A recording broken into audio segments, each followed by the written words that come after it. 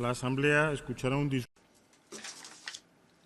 The Assembly will hear an address by His Excellency Nana-Addo Dankwa Akufo-Addo, President of the Republic of Ghana. I request protocol to escort His Excellency.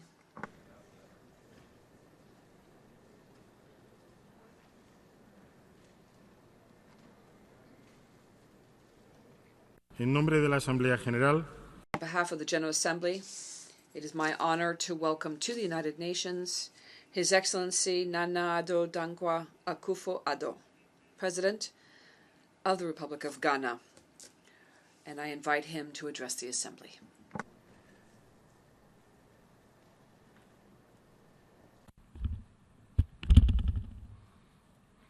Madam President, Secretary General, Your Excellencies, Ghana salutes the historical significance of your election to preside over this 73rd session of the General Assembly as the first female Latin American, and congratulates you most heartily.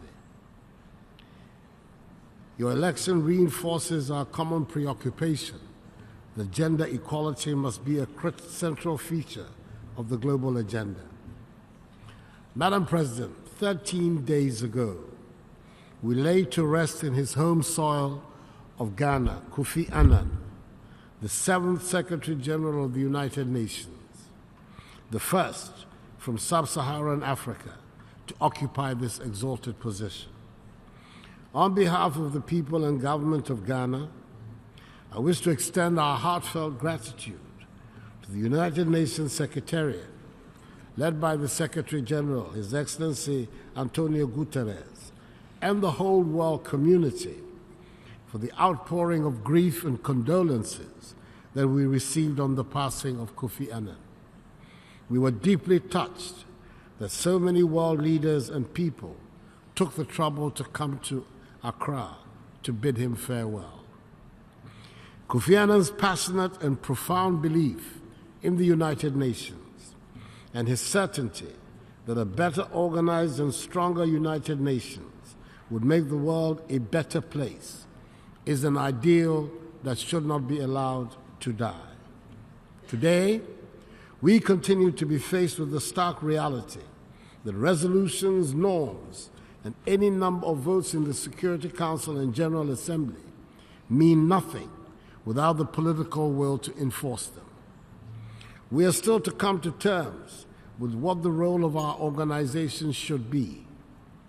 Should it just be a club of nation-states that exists to look after their own interests? What of its constitution, by we the peoples, as declared in its founding document? Does the theme we have chosen for this assembly have any relevance in real life? And do we want to make the United Nations relevant to all people? Do we want an organization that ensures shared responsibilities for peaceful, equitable, and sustainable societies? Or should it remain the place to pass resolutions that are ignored with impunity? Madam President, when some of the nations of the world gathered in San Francisco 73 years ago and signed the landmark document that created this organization, it was a very different world from what we have today. And I do not refer only to the difference in the numbers in the room on that occasion, nor the difference in the mode of travel that brought the leaders to that meeting and the jet planes that have brought all of us to New York this week. Nor do I refer to the tweets by which we communicate now and the elegant handwriting that they employed back in 1945. I refer to the theme we've drawn up for this General Assembly and wonder if it would have been comprehensible to that group in San Francisco. It is a different world we currently live in, and we should accept that this organization must change to suit contemporary needs. Madam President, 10 years ago, as the General Assembly was starting its proceedings, the world was plunged into a financial crisis. The first scenes of that crisis were played out on the street not far from where we are gathered, but the consequences were felt and are still being felt around the world and in small countries like Ghana. Some say that upheaval lies at the heart of the change in politics and outlook around the world. Today, as we speak, a trade war is being stoked between the two largest economies of the world. The consequences will affect those who have had no say, including small countries like Ghana. These events provide proof, if some were needed, that ours is an interdependent world. We in Ghana and other parts of the African continent are determined to pull our country out of poverty and into prosperity. We do not think that a nation needs to remain poor or become poor for others to become prosperous. We believe that there is room and there are enough resources on this planet for all of us to be prosperous. But it does mean that the rules and regulations that we fashion to guide our dealings with each other have to be respected by all of us. From the environment to trading rules, we have to accept that there cannot be different set of rules for different countries.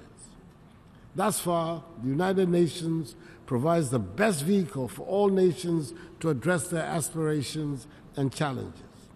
Ghana has always displayed her belief in the United Nations and sought to contribute to her share in making the organization a successful one. We have embraced the SDGs and integrated the 17 ambitious goals into our national vision and budget. We intend that Ghana will, in July 2019, take a turn to present our voluntary national review during the ECOSOC high-level political forum. And we will share our successes and challenges, as well as opportunities for new and continuing partnerships. Madam President, it is important to reiterate that advocating for a world order in which all countries sign up to obey the rules does not mean that we want uniformity. We take pride in what distinguishes us as Africans and as Ghanaians. 55% of the work of the Security Council last year had to do with Africa. Unfortunately, this invariably meant peacekeeping and poverty-related issues. We no longer want to be the place that requires peacekeepers and poverty-fighting NGOs, no matter how noble their objectives.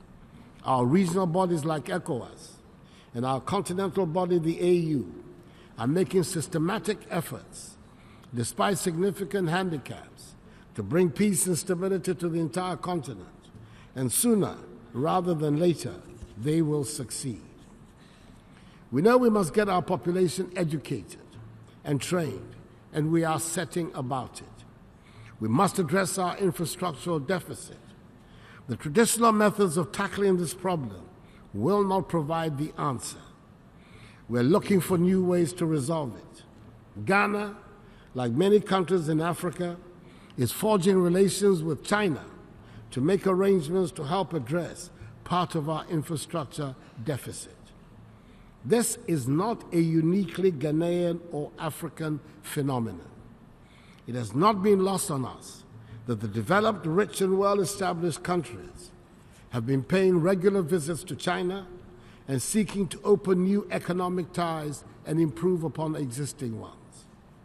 It is also not lost on us that a lot of anxiety is being expressed about the possibility of a recolonization of the African continent by a new power.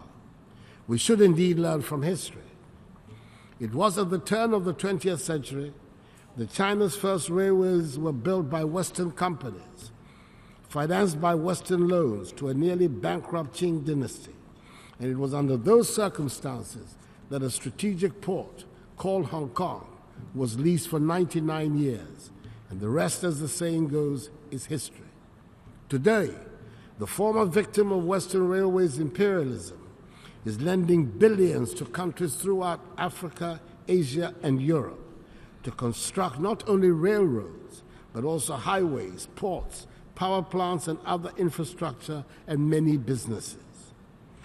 The historical echoes are certainly worrisome, but yes, surely, we must and can learn from history.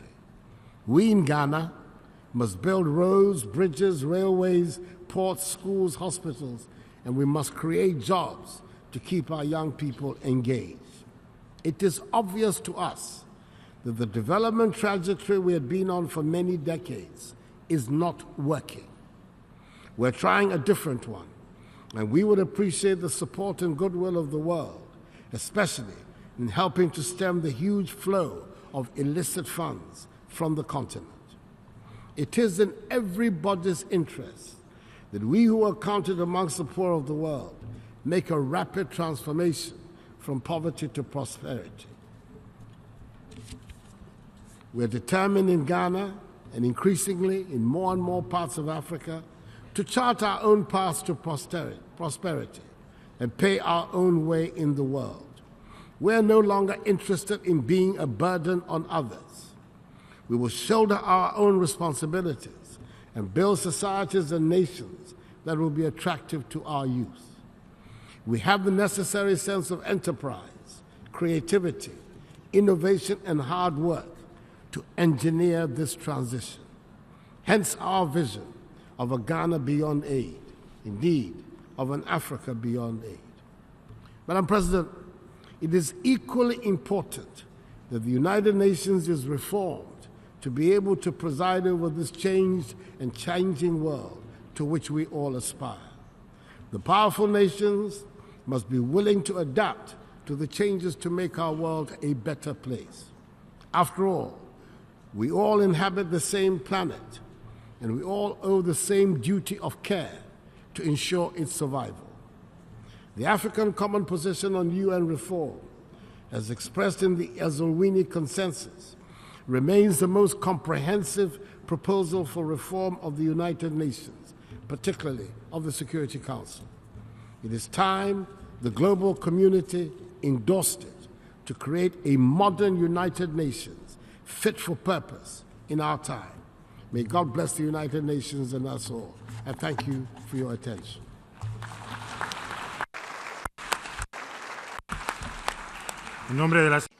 On behalf of the General Assembly, I wish to thank His Excellency Mr. Nana-Addo Dankwa Akufo-Addo, President of the Republic of Ghana, for that statement. May I request representatives to remain seated while we bid farewell to the head of state.